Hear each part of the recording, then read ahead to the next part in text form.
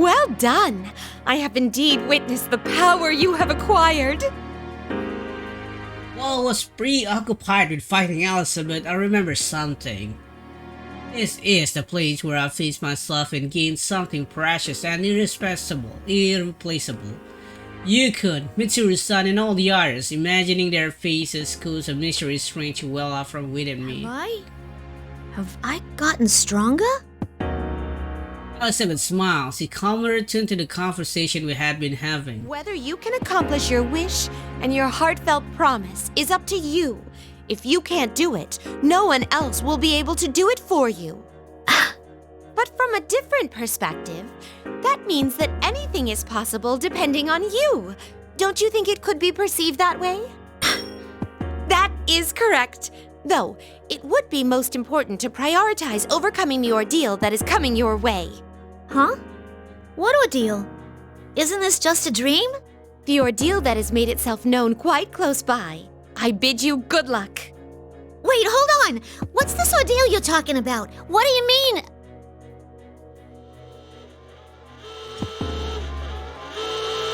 Announcement room begin to fade to white and disappear into the distance. Then I hear a siren-like sound. And if it stinks with the sirens, Elizabeth begin to grow hazy as well. Wait! You have to tell me more!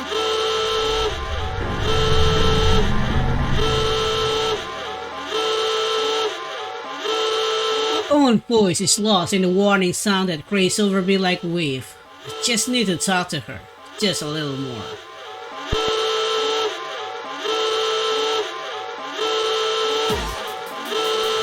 A moment after everything goes white, the laboratory appears in my vision. An ear-piercing wailing sound fills the air. This is the real world. Good, you're finally up and running. Seriously, I'm terrible with machines. Kurosawa? I look toward the voice and see an unfamiliar man in a black Prince-spide suit. The man looks frustrated as he fumbles with my case, disconnecting the wires leading from the terminal to my body. So how about it? Can you move? Who are you?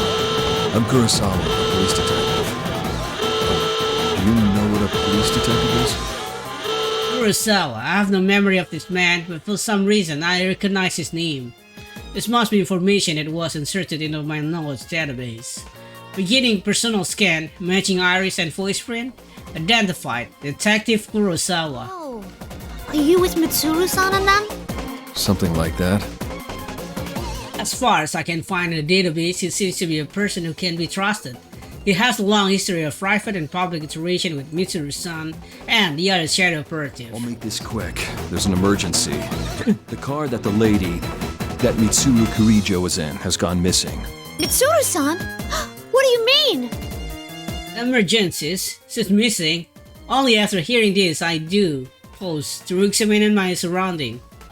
That sign must be in response to this ongoing event. I'm unable to get a grasp on that situation and only become more confused. We'll talk later. We need to get to the roof.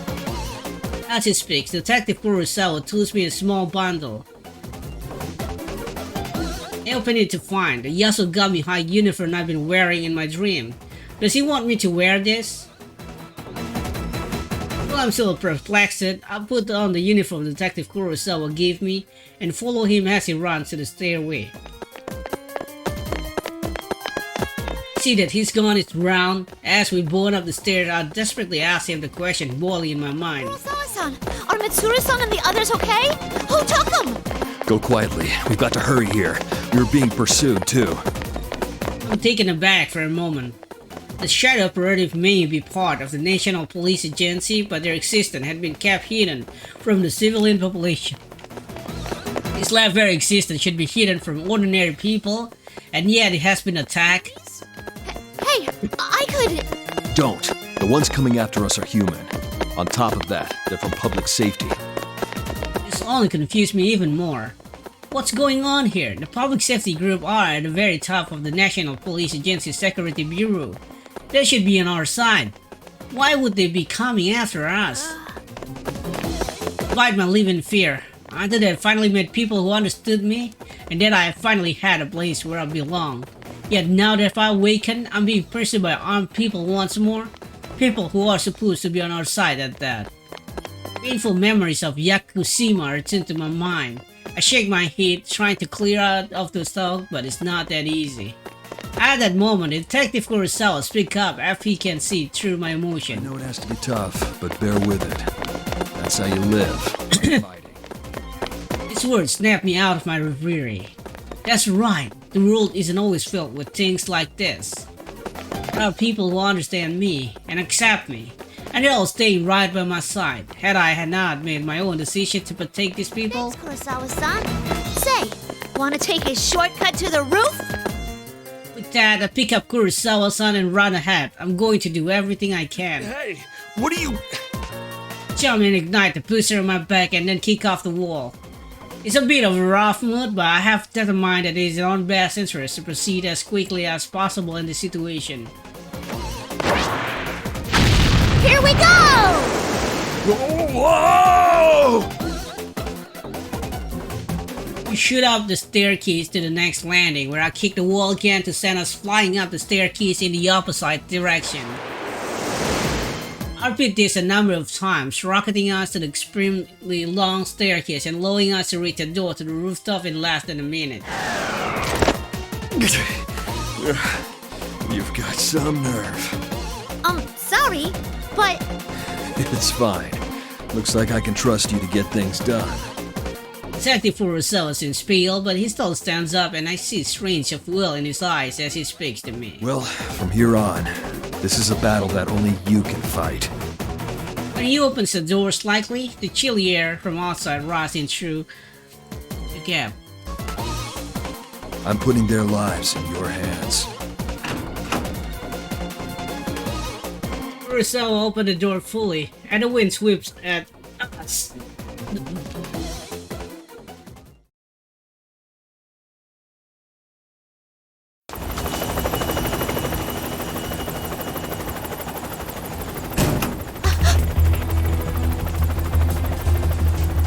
Go on. Go now!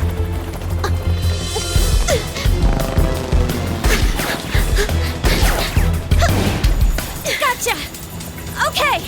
Kikuru-san, let's go!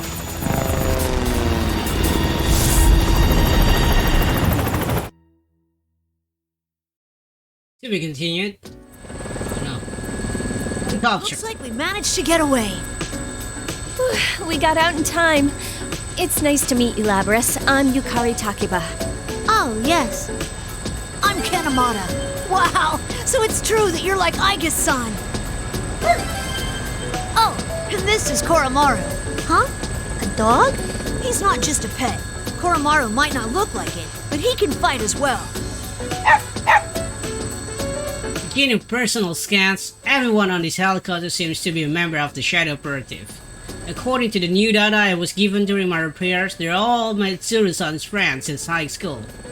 These people are all comrades who have fought alongside Mitsuru-san and each other. Takeba-san? You're dressed in a kinda interesting way. Huh? Oh, this? Yeah, I got picked up suddenly from my job and I didn't have any time to change. Bet I'm never gonna hear the end of this. Also, you can just call me Yukari. I hope we get along, Labris. But to think that organization would come after us now at such an important time. If Kurosawa-san hadn't gotten that tip, we'd be doomed. Hey, right. What's going on with those guys? Who are they again? Public safety? Oh, that's right. You don't know. Yankun politely explained the situation to me. Some people in the public safety department don't think well of the Shadow Operative. When Mitsuru-san and the other went missing, public safety took advantage of this confusion and attempt to take control over the Shadow Operative headquarters. They had been trying to remove Mitsuru-san from her position and show up at the lab in an attempt to confiscate me for evidence. To move this quickly after she disappeared though, public safety must have some way of knowing what's going on with the Shadow Operative. They say Mitsuru-san set everything up. She would never. I can't understand it either. All this about honor and adult circumstances is foolish. Yeah, but there are some people in public safety who don't agree with that. Or else Kurosawa-san wouldn't have gotten that anonymous tip. Oh, that reminds me. I wonder if Kurosawa-san's okay. Koromaru says that he's alright. Huh? Can you understand dogs too, Yukari-san? Well, no, but I've known Koromaru for a while, and that just seems like what he's saying. I'm sure Kurosawa-san will be just fine. Koromaru-san's white fur reminds me of something. Snowy, my friend who I met on the Southern Island. I can tell from Yukari-san's voice that all the other people here in this helicopter know each other very well. So where are we going now anyway? We're gonna go look for Mitsuru-san and them, right? Right. It looks like there was an increased shadow reading someplace called Inaba, and they were headed there. We'll go that way for now. Inaba.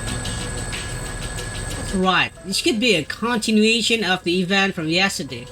An ordeal.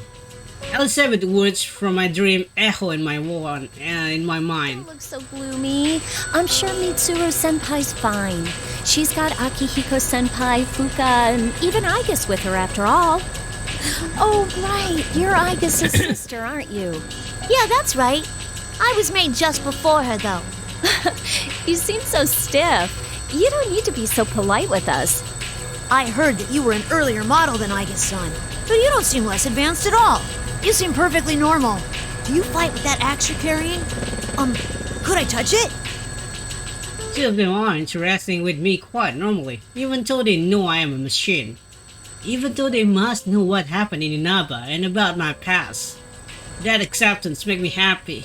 Koromaru-san is gazing intently at me too. Yukari-san, have you been able to make contact with Iori-san? Voice from the cockpit interrupt us. Kikuno-san, Mitsuru-san's mate is in the pilot seat. She seems demure, but if she can pilot a helicopter like this, her skill seems to know no limits. But I've been told that Kikuno-san isn't a Persona user. Isn't it dangerous for hearts to come with us in a situation like this? I completely forgot. Hold on a sec. Yukari-san pulls out her cell phone. It seems they are trying to meet with Junpei Iori, another part-time Shadow Operative and also a fellow comrade since high school. While Yukari-san is on the phone, I decide to ask Kikuno-san about the job I have. Saikawa-san, you're not a Persona user, are you? Please call me Kikuno.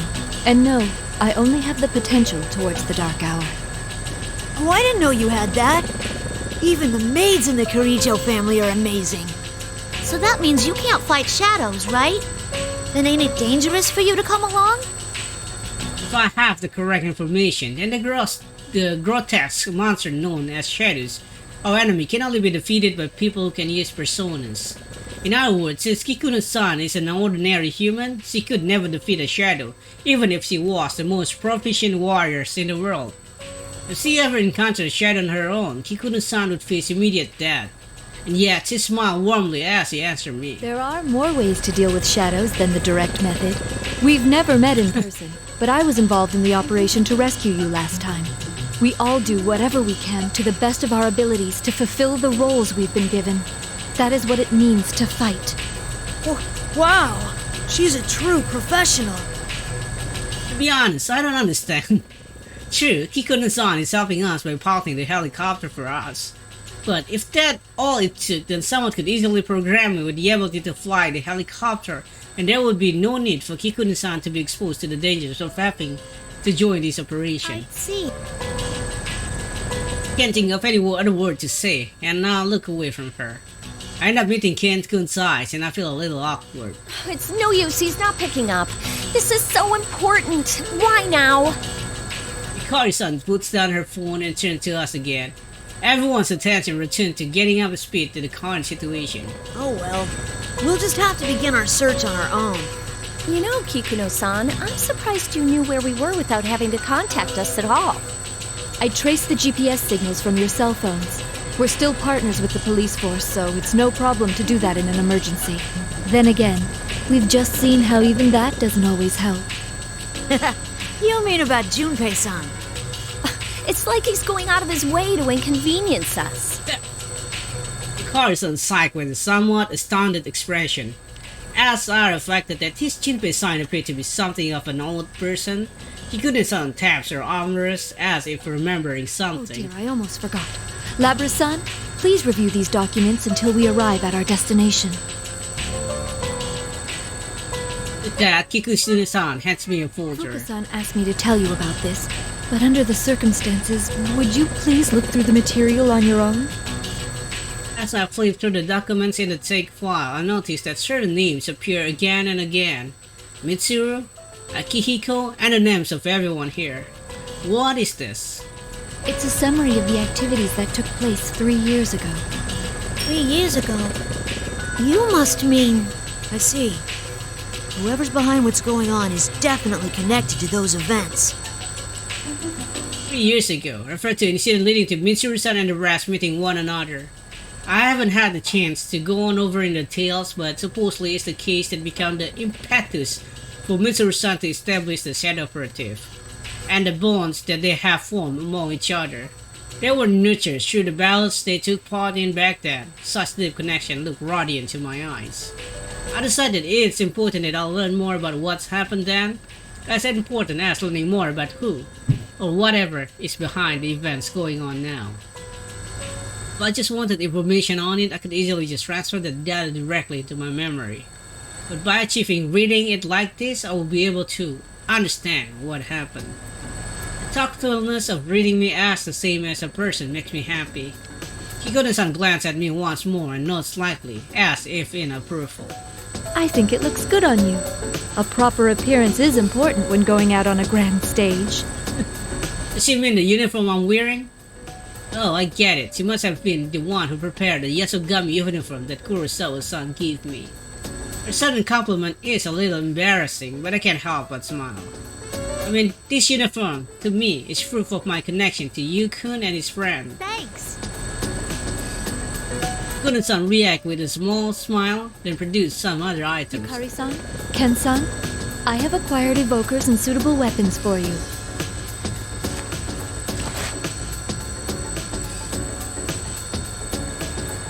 Wow, thank you! This would be the best for me! Kenku takes a spear from Kikuno-san and sits back with a satisfied expression. The spear is just longer than Kenkun is tall. The spear is longer than Kenkun is tall, but it seems confident. Wouldn't such a weapon to be unwieldy for him to handle? Kikuno-san, what is this? Bing. Kikuno-san hands Yukari-san what appears to be a large pink bow that perfectly matches the suit he's wearing. Upon seeing it, Yukari-san looked baffled. It's the ultimate arrow! It's so pink! I acquired reference material from the publisher and had it made. Don't worry, it's more functional than the prop on your show. I'm pretty sure that makes it the best bow ever created, but... In actual combat, I thought that using a form factor you're comfortable with would be best. Oh, I wasn't expecting you to have a logical explanation like that. Was my arrangement unnecessary? Yeah, it was unnecessary. No, it's fine. Yeah, Yukari, you always complaining. I hate you. I like it. Can I see it for a moment? I can scan June reach toward the bow with antennas. I sense the helicopter tilt slightly to the We're side. circling around. Please hang on to something. Helicopter leans more sharply as Kikuno-san speaks. It seems that we need to take on more fuel before we reach Inaba. I reflect on Alex toward as I look down on the view spreading out below us. It reminds me of that misery still like place.